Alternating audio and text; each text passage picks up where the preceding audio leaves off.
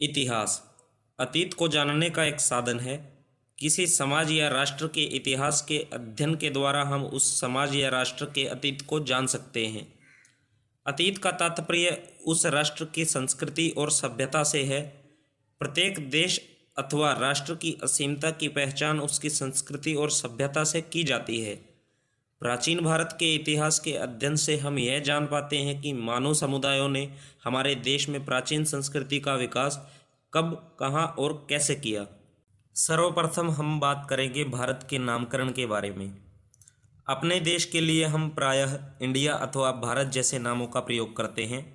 India शब्द Indus से निकला है, जिसे संस्कृत में सिंधु कहा जाता है। भारतवर्ष नाम सर्वप्रथम पाणिनि की अष्टाध्यायी में उल्लेखित है। खारवेल के हाथी गुम्फा अभिलेख में भी भारतवर्ष का उल्लेख है। भारत देश का यह नामकरण ऋग्वैदिक काल के प्रमुख जन भरत के नाम पर किया गया। एक अन्य मान्यता के अनुसार देश का यह नाम प्रथम जैन तीर्थंकर ऋषभदेव के ज्येष्ठ पुत्र भरत के नाम पर किया गया।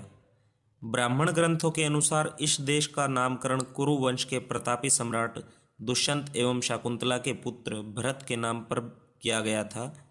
आर्यों का निवास स्थल होने के कारण इसका नामकरण आर्यावर्त के रूप में हुआ। भारत को जम्बूद्वीप का एक भाग माना जाता है। प्राचीन भारतीय इतिहास को जानने के स्रोतों को 3 शीर्षकों के अंतर्गत रखा जा सकता है। 1 पुरातात्विक स्रोत, 2 साहित्यिक स्रोत, 3 विदेशी विवरण। पुरातात्विक स्रोत आर्कियोलॉजिकल सोर्सेज प्राचीन भारत को जानने का सर्वाधिक सक्षम एवं विश्वसनीय साधन माना जाता है।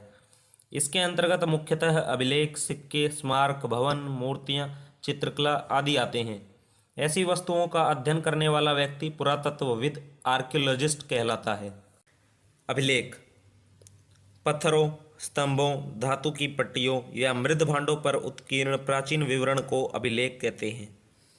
अभिलेखों के अध्ययन को पुरालेख शास्त्र और इनकी तथा दूसरे पुराने दस्तावेजों की प्राचीन लिपि के अध्ययन को पुरालिपि शास्त्र कहते हैं। अभिलेख मोहरों, स्तूपों, प्रस्तर स्तंभों, चट्टानों, ताम्रपत्रों, मूर्तियों, मंदिर की दीवारों और ईंटों से प्राप्त होते हैं। अभिलेखों की भाषा प्राकृत, पाली, संस्कृत या अन्य दक्षिणी भाषाएं हैं। कुछ अभिलेख द्विभाषी तथा विदेशी भाषा में भी उत्कीर्ण हैं। सबसे पुराने अभिलेख हड़प्पा सभ्यता की मोहरों पर मिलते हैं, जो लगभग 2500 ईसा पूर्व के हैं, लेकिन इन्हें अभी तक पढ़ा नहीं जा सका है। भारत से बाहर सर्वाधिक प्राचीनतम अभिलेख पश्चिम एशिया या एशिया माइनर के बोंगज़कोई नामक स्थान पर लगभग 1400 ईसा पूर्व मिले हैं, जिसमें इंद्रमित्र, वरुण तथा नासत्य अश्विनी कुमार नामक वैदिक देवताओं के नाम मिलते हैं। ईरान से प्राप्त नक्श ए रुस्तम अभिलेख से प्राचीन भारत के पश्चिम एशिया से संबंधों की जानकारी मिलती है। ईरान से प्राप्त कस्साइट अभिलेख तथा सीरिया से प्राप्त मितनी अभिलेख में आर्य नामों का उल्लेख मिलता है। सर्वप्रथम 1837 ईस्वी में जेम्स प्रिंसेप को ब्राह्मी लिपि में लिखित मौर्य सम्राट अशोक के अभिलेखों को पढ़ने में सफलता मिली। अशोक के अभिलेखों के अलावा प्राचीन भारत के अन्य प्रमुख अभिलेख हैं खारवेल का हाथी गुम्फा अभिलेख, शक्षपत्र रुद्रदामन का जूनागढ़ अभिलेख, सातवाहन नरेश गौतमीपुत्र सातकर्णी का नासिक गुहालेख, समुद्रगुप्त का प्रयाग स्तंभ लेख, स्कंदगुप्त का भीतरी तथा जूनागढ़ अभिलेख, यशोवर्मन का मंदसौर अभिलेख, पुलकेशिन द्वितीय का ऐहोल अभिलेख, प्रतिहार शासक भोज का ग्वालियर अभिलेख, विजयसेन का देवपाड़ा अभिलेख इत्यादि। आरंभिक अभिलेख प्राकृतिक भाषा में हैं। अभिलेखों में संस्कृत भाषा का प्रयोग ईसा की 2री सदी से मिलता है। शक शासक रुद्रदामन का जूनागढ़ अभिलेख संस्कृत में लिखा पहला अभिलेख है। सिक्के सिक्कों के अध्ययन को मुद्रा शास्त्र कहा जाता है। प्राचीनतम सिक्के सोना, चांदी, तांबा, कांसा, सीसा और पोटीन के मिलते हैं। भारत के प्राचीनतम सिक्कों पर केवल चिन्ह उत्कीर्ण है, कोई लेख नहीं है। ये आहत सिक्के या पंचमार्क्ड सिक्के कहलाते हैं, जो ईसा पूर्व 5वीं सदी के हैं। बाद के सिक्कों पर तिथियां, राजाओं एवं देवताओं के नाम अंकित होने लगे। आहत सिक्कों की सबसे पुरानी निधियां होट्स पूर्वी उत्तर प्रदेश तथा मगध से प्राप्त हुई हैं। हिंद यवनों ने भारत में सिक्का निर्माण की डाई विधि का प्रचलन किया। सर्वप्रथम हिंद यूनानियों ने ही स्वर्ण मुद्राएं जारी की। सर्वाधिक शुद्ध स्वर्ण मुद्राएं कुषाणों ने तथा सबसे अधिक स्वर्ण मुद्राएं गुप्तों ने जारी की। सातवाहनों ने शीशे की मुद्रा जारी की थी।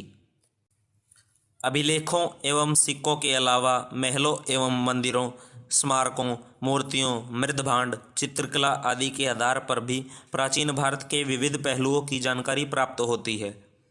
महलों एवं मंदिरों तथा उनके अवशेषों की प्राप्ति से वास्तुकला के विकास पर पर्याप्त प्रकाश पड़ता है।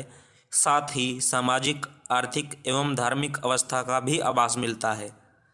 स्मारकों को दो भागों में बांटकर देखा जा सकता है, देशी तथा विदेशी। हड़प्पा, मोहनजोदाड़ो, नालंदा, हस्तिनापुर इत्यादि देशी स्मारक हैं, जबकि कंबोडिया का अंकोर वाट मंदिर, जावा का बोरोबुदूर मंदिर तथा बाली से प्राप्त मूर्तियां विदेशी स्मारक हैं। बोर्नियो के मकरान से प्राप्त प्रतिमाओं पर अंकित तिथियां कालक्रम स्थापना में विशिष्ट योगदान देती हैं। मूर्तियां सांस्कृतिक तथा कला संबंधी ऐतिहासिक स्रोत हैं, जिससे सामान्य जनता की धार्मिक प्रवृत्तियों तथा आस्था का लेखा जोखा मिलता है। गांधार कला एवं मथुरा कला मूर्ति कला की प्रमुख शैलियाँ थीं। सारनाथ, बरहूत, बोधगया एवं अमरावती मूर्ति कला के अन्य प्रमुख केंद्र थे। मृदभांडों से भी कलात्मक प्रगति की जानकारी मिलती है। हड़प्पा काल के लाल मृदभांड, उत्तर वैदिक काल के चित्रित धूसर मृदभांड तथा मौर्य युग की पहचान उत्तरी काले पॉलिश वाले मृदभांड से की जाती है। चित्रकला जीवन के विभिन्न पक्षों को स्पष्टता देने वाला प्रमुख ऐतिहासिक स्रोत है, जिससे काल विशेष के जीवन की उन्नति तथा भावुकता का पता चलता है। प्राग ऐतिहासिक गुफाओं, विशेषकर भीमबेटका मध्य प्रदेश का गुफा चित्र एक मुख्य पुरातात्विक स्रोत है, जिससे पूर्व ऐतिहासिक काल की सांस्कृतिक विविधता पर प्रकाश पड़ता है। अजंता तथा बाघ के उन्नत गुफा चित्रों से गुप्त काल की उन्नत सांस्कृतिक दशा का पता चलता है। दोस्तों, आज के लिए बस इतना ही। बाकी बचे 2 टॉपिक्स पर हम बात करेंगे अगली वीडियो में। गारंटीड सक्सेस पाने के लिए चैनल को सब्सक्राइब करें। अगर वीडियो अच्छा लगे तो लाइक ज़रूर करें। धन्यवाद।